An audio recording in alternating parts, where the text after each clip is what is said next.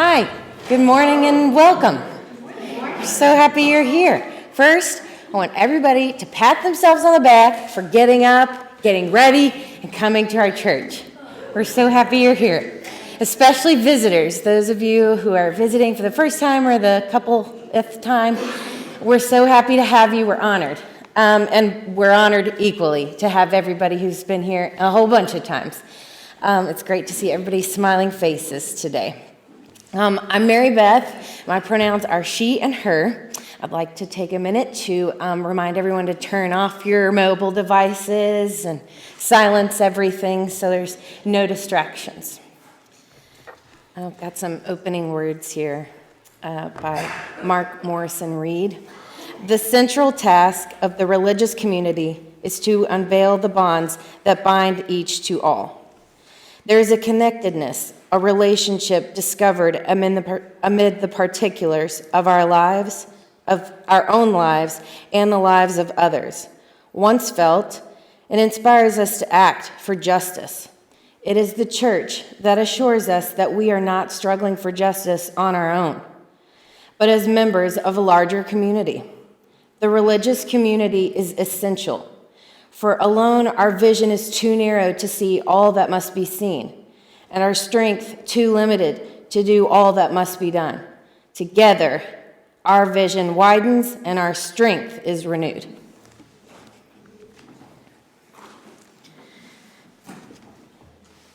And now, if you are able and willing, would you please stand with us for the covenant? We'll read that together aloud.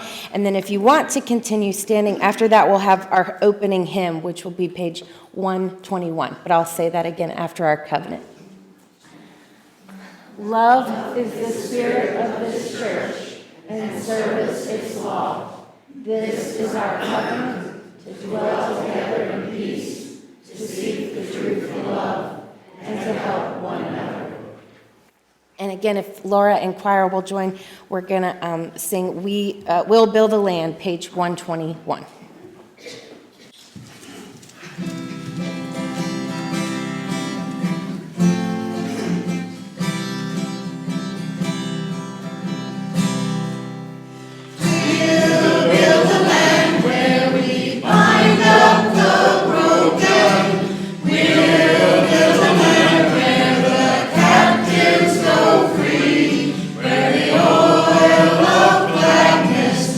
All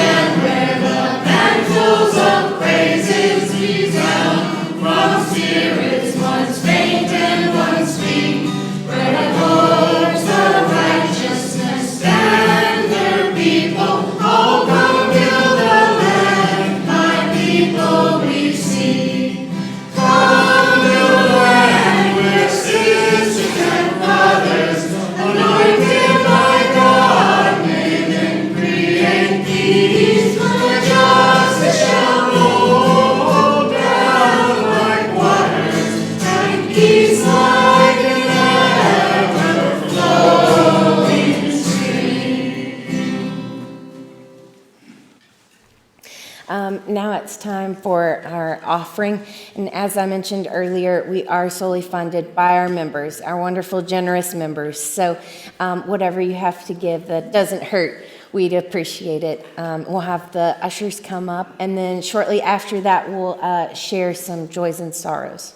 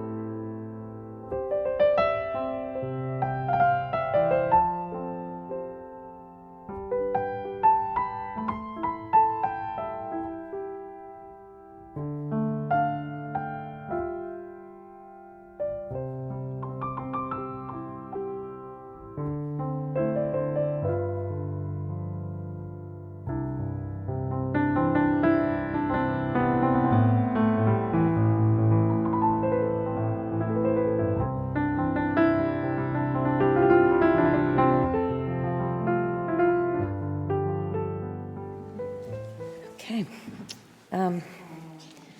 So now we'll have the message. First They Came with Joe.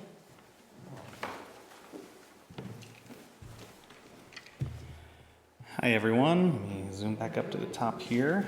My name is Joe Vinson. I use he, him pronouns. And apologies in advance. My wife read my script for this, and it's not a very fun one. But I've got good news and bad news, so which would you like to hear first? Okay, well, that was a trick question because I've already done the PowerPoint. We're going to start with the bad news. And the bad news is authoritarianism is coming. You might be thinking, Joe, what do you mean by coming? Take a look around. It's already here. And I'll be honest, when I started brainstorming this service a few months ago, things didn't seem quite as imminent as they do now. It seems like every dawning day reveals new horrors as pundits and politicians propose and enact increasingly draconian measures. Book bans, a wave of anti-LGBTQ laws, increasing restrictions on reproductive rights, a crackdown on peaceful protests in state legislatures, efforts to shield or pardon those who murder peaceful protesters, and that's just this month. I try to be mindful of recency bias, which is the idea that we tend to put more emphasis on things that just happened and forget things that are further back. After all, the arc of history often looks more like a pendulum at close range, with every step forward often followed by a reactionary pushback, backlash. So is that what's happening now? I'm pessimistic that it's part of a broader trend. There was an idea in the early 90s with the fall of the Soviet Union, Francis Fukuyama, the end of history, that liberal democracy was the inevitable endpoint of world governments. I think the last few decades have shown there's nothing inevitable about it at all. Many places where the seeds of democracy were scattered remain fruitless. The Arab Spring collapsed into the Arab Winter. Russia, under Putin, has not only failed to follow the ideals and norms of Western Europe, but has actively fought to undermine democracy and sow illiberalism in many European countries in Eastern Europe. And once authoritarianism takes root, it has an incredible advantage in consolidating its power, furthering its means of control, and snuffing out dissent. Autocratic strongmen have risen to power around the world on waves of ethno-nationalism, Putin in Russia, Orban in Hungary, Modi in India.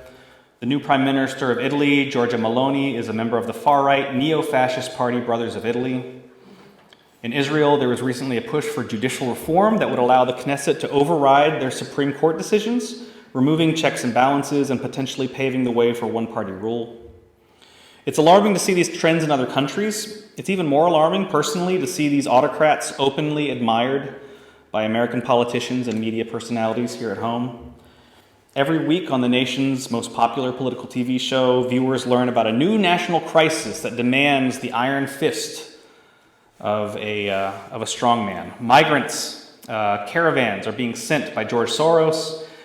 Male testosterone levels are plummeting. Cartoon candy mascots are wearing less sexy shoes than they used to.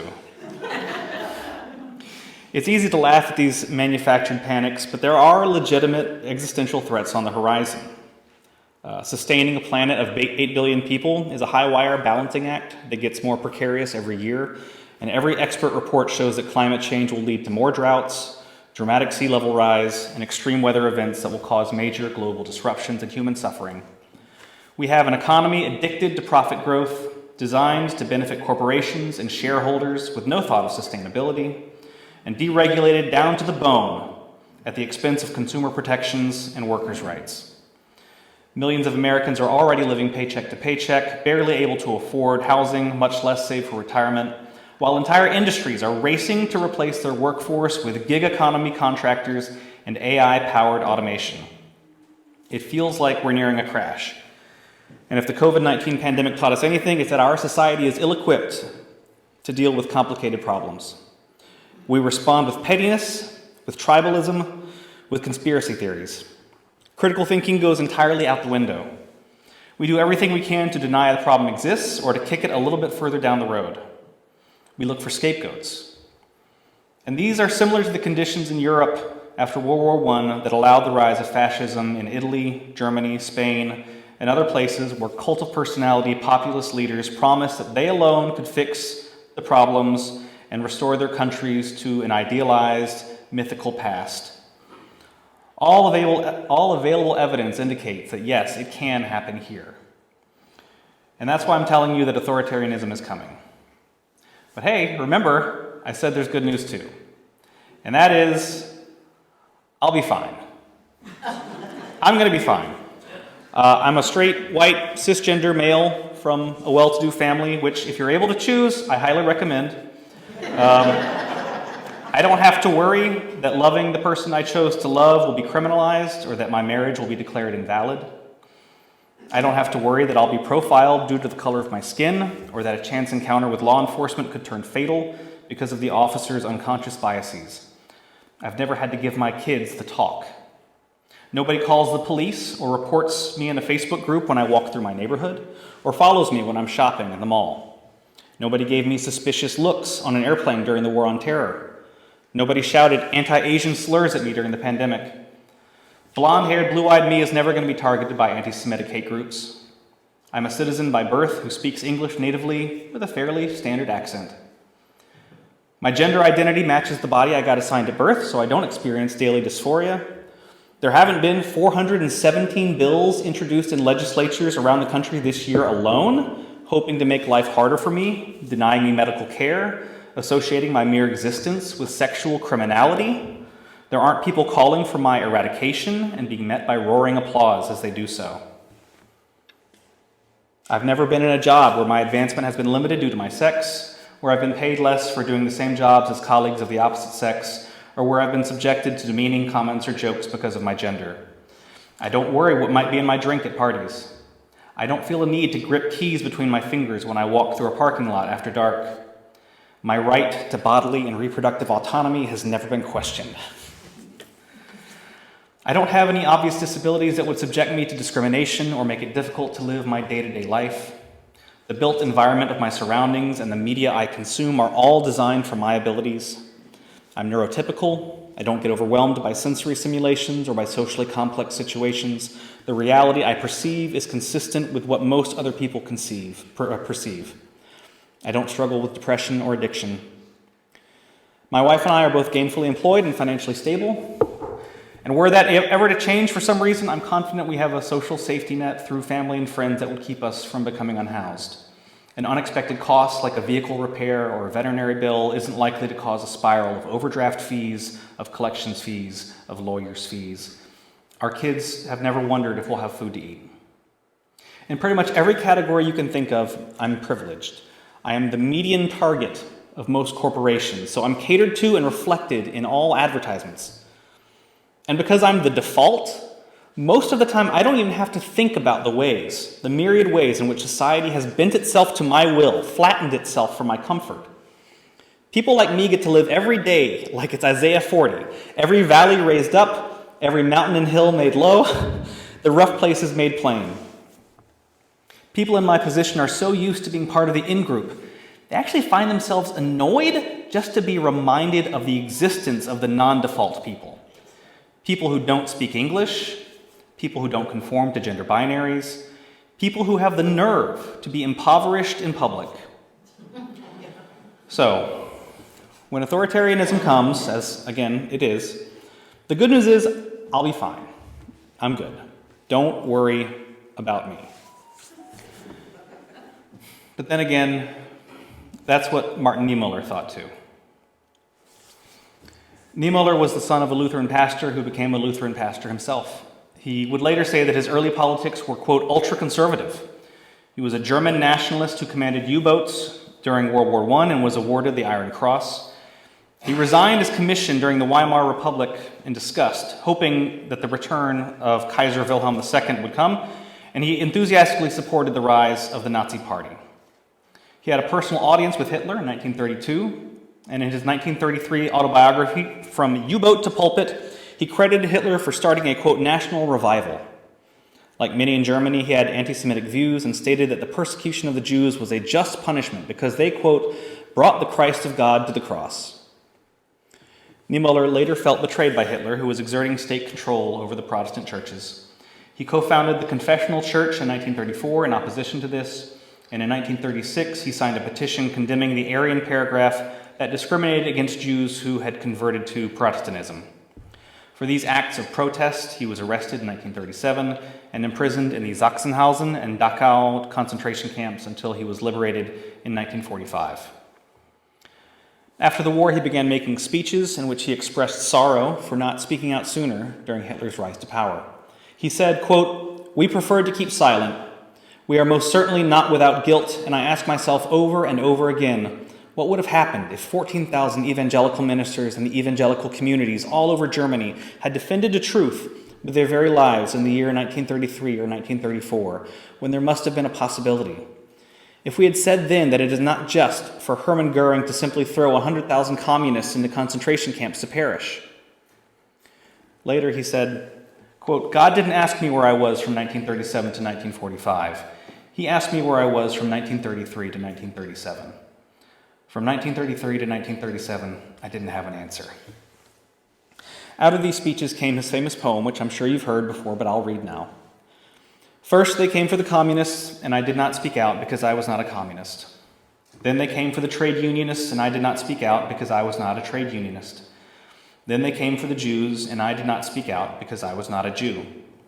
Then they came for me, and there was no one left to speak for me." There were different variations of the poem depending on his audience. Often the first line identified socialists instead of communists. Sometimes he included Catholics or social democrats. In speeches and writings, he also mentioned those with incurable disabilities, Jehovah's Witnesses, Poles, and people in the German-occupied countries. There are some groups targeted during the Holocaust whom Niemöller, as far as I'm aware, never mentioned in any version of the poem. The Roma and Sinti people, also called Gypsies, Slavic and African people who were considered ethnically inferior, gay people, Freemasons, and so-called asocial people that included beggars, addicts, sex workers, and pacifists. I point this out because we like to think that hindsight is 20/20, but it's not true. We can still have blind spots, even in hindsight. Even in his contrition, Niemöller either did not know that these groups were persecuted or did not consider them worth mentioning. Keep in mind that after the war, homosexuality remained illegal in Germany under paragraph 175 of the Penal Code. Because of that, gay prisoners were not recognized as victims of the Nazis. Many of them who were liberated were actually recalled to prison to finish the remainder of their sentences. Despite all of that, the power of the poem is undeniable because it succinctly communicates several concepts related to the moral failure of Germans like himself: empathy, solidarity, and intersectionality. Empathy is essential to Christianity. It was Jesus' greatest commandment, the golden rule, do unto others as you would have them do unto you. As a Christian minister, presumably, Niemöller was very familiar with it, and yet he did not have empathy for those being persecuted and arrested. As he later wrote, quote, "Those who were then put into concentration camps were communists. Who cared about them? We knew about it. It was in all the papers. Who spoke up? Perchance the confessional church? We thought, communists, those adversaries of religion, those enemies of Christianity, should I be my brother's keeper? The sick ones were then put aside, the so-called incurables. I remember a conversation with a man who claimed to be a Christian. He decided, this might be right. The state spends a lot of money on those incurable people, and they are only a burden to all the others. Is not doing away with them best for everybody? And only after that did the attack on the church itself begin. Then we did have our say, and did so until officially silenced too. 10 years after Niemöller was born, another man was born named Joachim Prinz. He became a rabbi in 1927. He recognized the danger of Nazism and urged his fellow Jews to flee the country for Palestine. After several run-ins with the Gestapo, he was expelled from the country in 1937 and resettled in America. After the war, he became active in the civil rights movement here. He was there at the 1963 March on Washington, and he spoke immediately before Dr. Martin Luther King's I Have a Dream speech. Here's a portion of Rabbi Prinz's speech. Quote, "When I was the rabbi of the Jewish community in Berlin under the Hitler regime, I learned many things. The most important thing that I learned under those tragic circumstances was that bigotry and hatred are not the most urgent problem. The most urgent, the most disgraceful, the most shameful, and the most tragic problem is silence. A great people which had created a great civilization had become a nation of silent onlookers. They remained silent in the face of hate, in the face of brutality, and in the face of mass murder. America must not become a nation of onlookers. America must not remain silent." Empathy is hard when you can't imagine yourself in someone else's shoes, when you can't understand their experience. And look, we're all busy with our own lives. We have a lot to deal with without having to think about what other people are dealing with. When people aren't part of our in-group, it's easy to ignore them. It's easy to stay silent when faced with their adversity. But authoritarianism perverts us even more. The authoritarian urge is to find empathy with in-groups by punishing out-groups. It's called autophilia and alterophobia, the idealization of we and the exclusion of they. In George Orwell's 1984, the Inquisitor character O'Brien presents Winston with his vision of the future, saying, "Do not forget this, Winston. Always there will be the intoxication of power, constantly increasing and constantly growing subtler. Always, at every moment, there will be the thrill of victory, the sensation of trampling on an enemy who is helpless. If you want a picture of the future, imagine a boot stamping on a human face forever." Human history has countless examples of good people, many of them Christians quite familiar with the Golden Rule, who committed atrocities under that intoxication of power. Right here in Pensacola, many black men were killed by lynch mobs in the late 1800s and early 1900s. Thousands of white men, women, and children participated in the ritualistic hangings and subsequent desecration of the corpses, posing for photos with the bullet-riddled bodies, and cutting off parts to take home as souvenirs. Our capacity for cruelty towards an other, man's inhumanity to man, as Robert Burns put it, is something that lurks deep within us all. And there are always outgroups to target, always a helpless enemy to trample. And at this particular moment, in the US and Britain, trans people are the ones being most directly targeted, and there is a disturbing historical precedent. On May 6, 1933, Nazi youth attacked the Berlin Institute for Sexualwissenschaft, or Institute for Sexual Science, where Dr. Magnus Hirschfeld pioneered research into gender studies, same-sex attraction, transsexuality, and transvestism, fields that the Nazis considered degenerate. It's likely that Dora Richter, who was the first trans woman to undergo complete gender reassignment surgery, was killed during this attack. The library of the Institute was looted, and tens of thousands of books and journals were burned 4 days later on the Opernplatz, along with other books by Jewish, socialist, and pacifist authors that had been blacklisted by the Nazis. This was the first major Nazi book burning, the one you probably see in photos when you think of Nazi book burnings. The parallels with modern events are very disturbing. Books with trans characters have been removed from our local school libraries. I mentioned the pundit who declared that, quote, transgenderism must be eradicated, and the 417 anti-trans bills introduced this year, many of which have already passed or are expected to pass. Many of these bills seek to outlaw drag performances under the guise of protecting children. It's always about protecting the children, protecting women. Many of them criminalize gender-affirming care for trans youth. Others would ban all gender-affirming care, even for adults. Anti-trans rhetoric has grown increasingly rabid and eliminationist. Trans people, healthcare providers, and allies are called groomers and pedophiles. This past Monday, in a committee meeting of the Florida House, one legislator called trans people, quote, demons and imps of Satan who come and parade before us and pretend that you are part of this world. Don't worry, he later issued an apology. In many parts of the country, reactionary gangs have attacked drag brunches, and children's hospitals that provide gender-affirming care have had to close because of bomb threats. It's not hard to see where this is headed, and it's very scary. As German poet Heinrich Heine wrote in 1821, where they burn books, they will ultimately burn people also. Again, we see the limits of empathy. I'm wondering if the demons and imps guy has ever met a trans person. Probably not, right? When all you know about a group of people is a vile and fictitious caricature, I guess it's easy to demonize them, to literally demonize them. It's personal connections that help people overcome their biases. So, in the meantime, what we need is solidarity. Solidarity. You may have heard that last month at a local Women's Day march, several young men showed up brandishing a Confederate flag and masking their faces with skull balaclavas. They shouted white power and racial slurs while throwing Nazi salutes. Actual neo-Nazis here in Pensacola. It's shameful. At a subsequent rally called Pensacola United Against Nazis, speakers talked about the need for solidarity among different groups and led some group call and response chants. One of them goes like this: who keeps us safe? We keep us safe. Now, Unitarian Universalists are not necessarily known for being the best at call and response, but let's give it a try. Who keeps us safe? We keep us safe. Very nice, thank you. The purpose of solidarity is for groups to band together based on their shared interests to yield greater results than any individual group could achieve.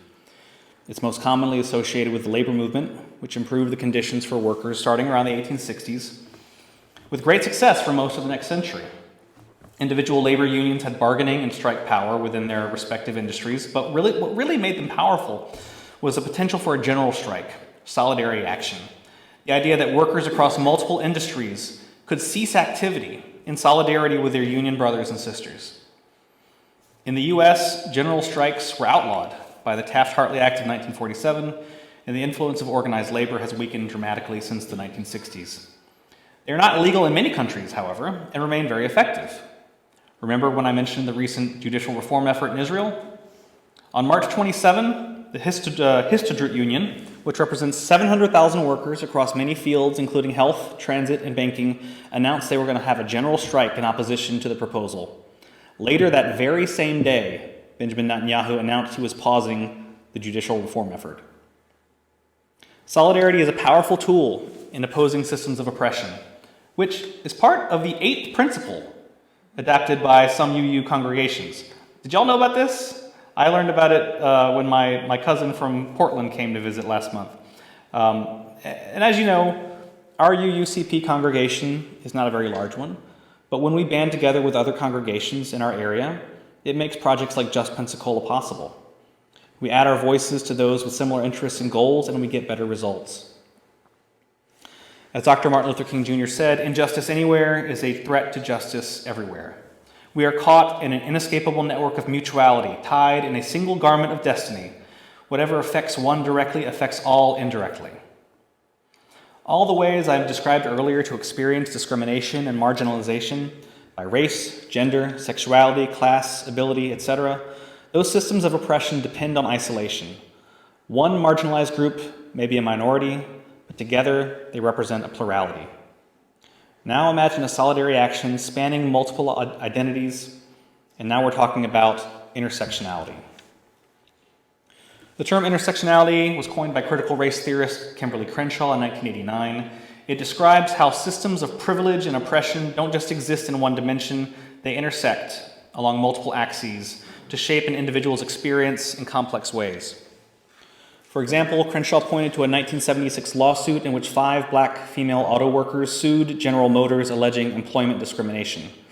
The courts pointed to the employment of black men at GM to conclude that race-based discrimination wasn't a factor, and they pointed to the employment of white women at GM to conclude that gender-based discrimination wasn't a factor, and then dismissed the case.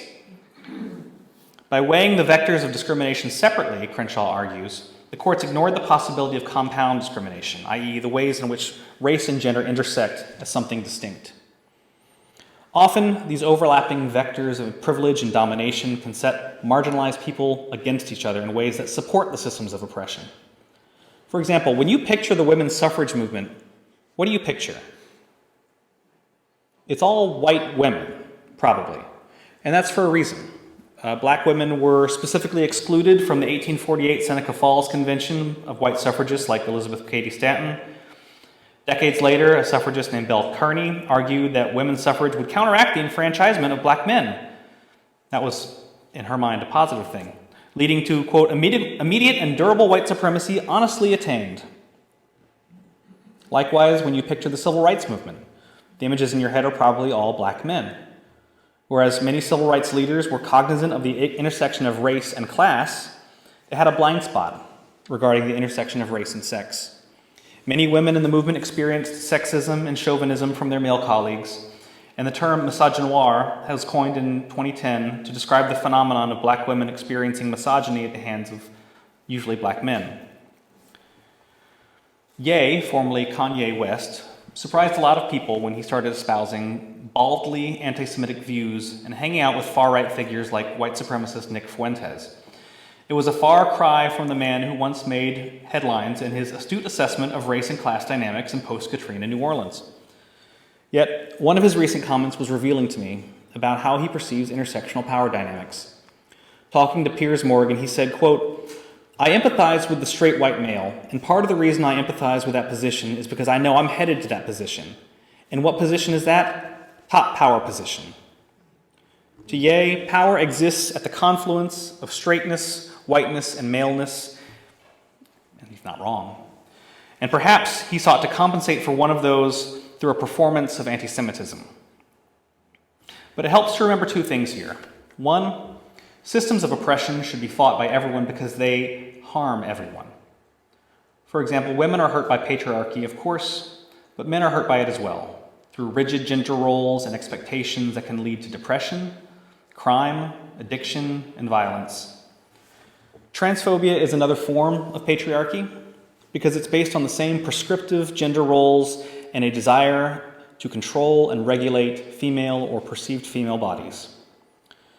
Transphobia also affects cisgender women because cis women whose bodies aren't considered feminine enough will be accused of being imposters, they'll be chased out of women's spaces, they'll be measured for hormone levels.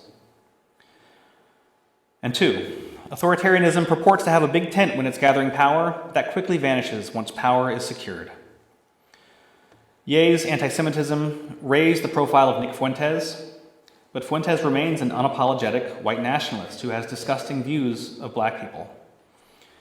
And when J.K. Rowling shares her platform with anti-trans activists, she's sharing it with self-declared theocratic fascists who want to roll back women's rights and gay rights as well. A recent rally in Melbourne, Australia drew neo-Nazis, actual neo-Nazis, who were there to defend the anti-trans main speaker, Posey Parker. The list goes on and on. I've been talking for a long time, and this is a very heavy topic. I'm sorry about that. I'm wrapping it up now. In 1941, Harper's Magazine published an article by Dorothy Thompson entitled, "Who Goes Nazi?" In it, she considers the partygoers at a hypothetical New York social gathering and thinks about their personalities, deduces which of them would go Nazi based on their background and their social circumstances.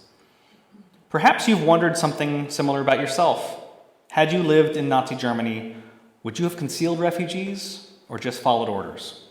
Would you have spoken out at risk of imprisonment or kept your head down? Now is the time to be asking yourself those questions. Liberal democracy is not inevitable, not abroad and not here. As Coretta Scott King said, quote, "Struggle is a never-ending process. Freedom is never really won. You earn it and win it in every generation." We can't do that on our own. We need each other. The mechanisms of the state are not designed to protect marginalized groups, and when authoritarianism comes, they are often weaponized and wielded against those groups, against all of us, even those with great privilege, as Martin Niemöller learned. Who keeps us safe? We keep us safe. Thank you.